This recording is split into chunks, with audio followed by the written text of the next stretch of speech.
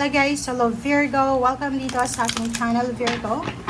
Alamin natin Virgo kung ano ang message or energy na posibleng ibigay sa atin ng ating baraha for the last week of 2024, last week of December.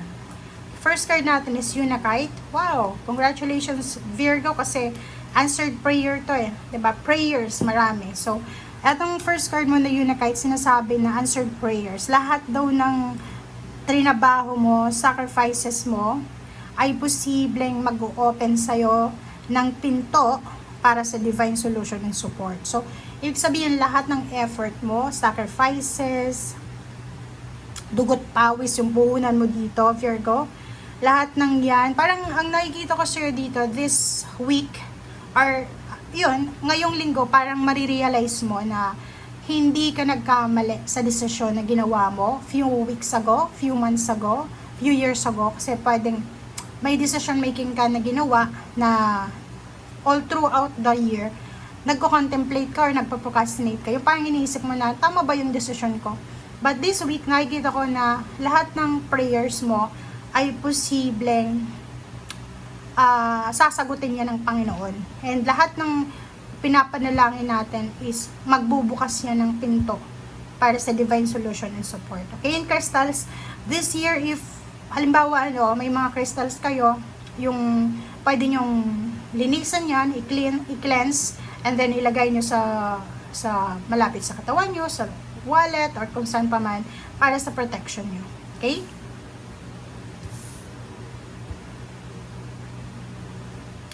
Okay. Virgo.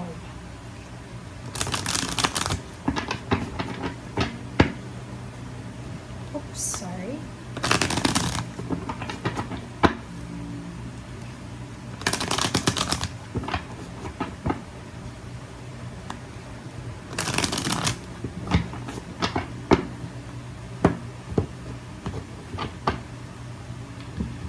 First card natin dito is Seven of Swords. So, nakikita ko sa'yo dito, Virgo, na meron kang gustong gawin. O parang is Christmas, pero meron kang mga iniisip na hindi maganda. So, for example, it's time for celebration, it's time for happiness, pero hindi mo masyadong ma-enjoy yung happiness na to. Kasi parang kulang, emptiness yung nararamdaman mo.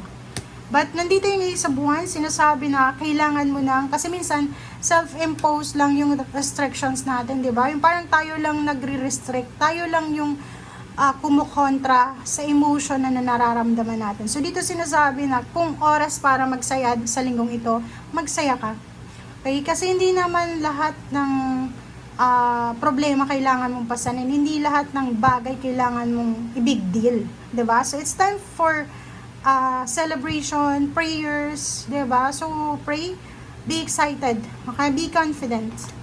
So, 10 of coins, nakikita ko sir dito, may iba na, yung iba pwedeng makaresonate dito. Yung iba sobrang happy nila, sobrang contented, sobrang excited, kasi pwedeng makatanggap sila ng lump sum of money, okay? Pwede silang makatanggap ng lump sum of money, pwedeng makatanggap ng 1,000, 10,000, 1,000, 1 million, 100,000, parang ganun. So, nakikita ko sa'yo dito na marami kang plano na posibleng ituloy mo na dahil siguro sa natanggap mong ito na pera. So, yun, huwag kang matakot. Kasi yung takot natin, malaking bagay yan na nakakaharang doon sa mga gusto nating mangyari. And yung strong faith natin sa Panginoon, pag yun yung binigay mong, yung parang nilagay mo sa center, mawawala yung takot mo na yan. Knight of Wands, nakikita ko if you're single looking for a relationship, kung may manliligaw ka sa ngayon or nililigawan, mag-iingat ka sa linggong ito kasi etong taong ito ay pwedeng scammer siya or pwedeng manluloko. Okay? Justice, karma. So, makakatanggap ka ng karma, good fortune, paperworks. Nakikita ko sa'yo dito isang fair and just na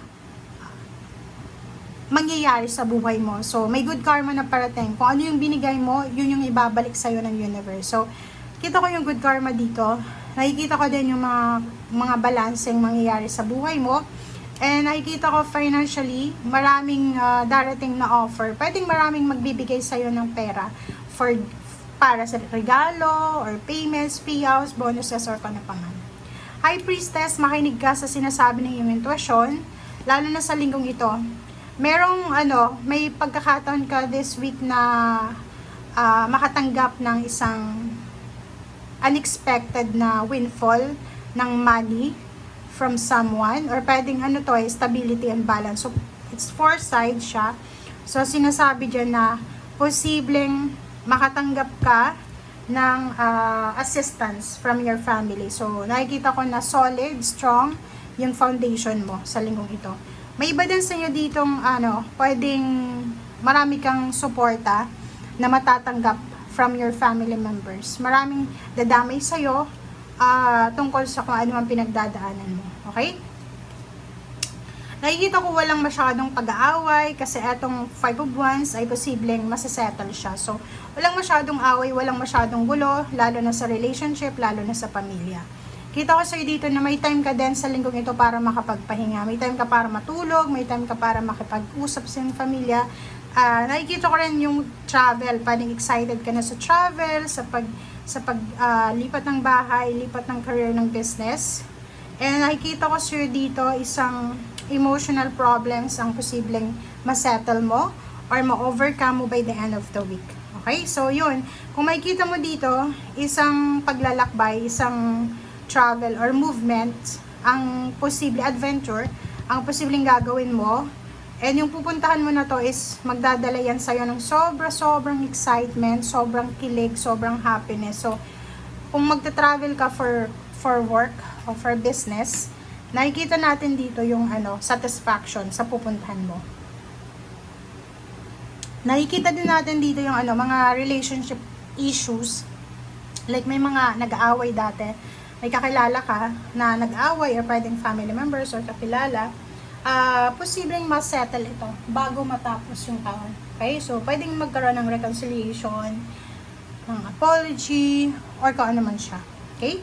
And itong Queen of Swords, nakikita ko na moving forward ka na. Moving forward ka na from painful 2024, but parang mix yung 2024 mo. May happiness, mix of pain and heartaches, may losses. But nakikita ko siya dito na handang-handa ka na. Kasi itong Queen of Swords talagang straightforward siya. Direct to the point siya, to the goal. So nakikita ko na paalis ka na sa 2024. Pero nakikita ko na mixed emotions ka din. Pero sobrang confidence ito na nakikita natin na i-welcome mo yung 2025 ng sobrang confidence. Okay? So, yan ang sinasabi ng baraha sa'yo. Tayo para sa lahat ng Virgo. Maraming salamat sa panonood, Virgo. Bye!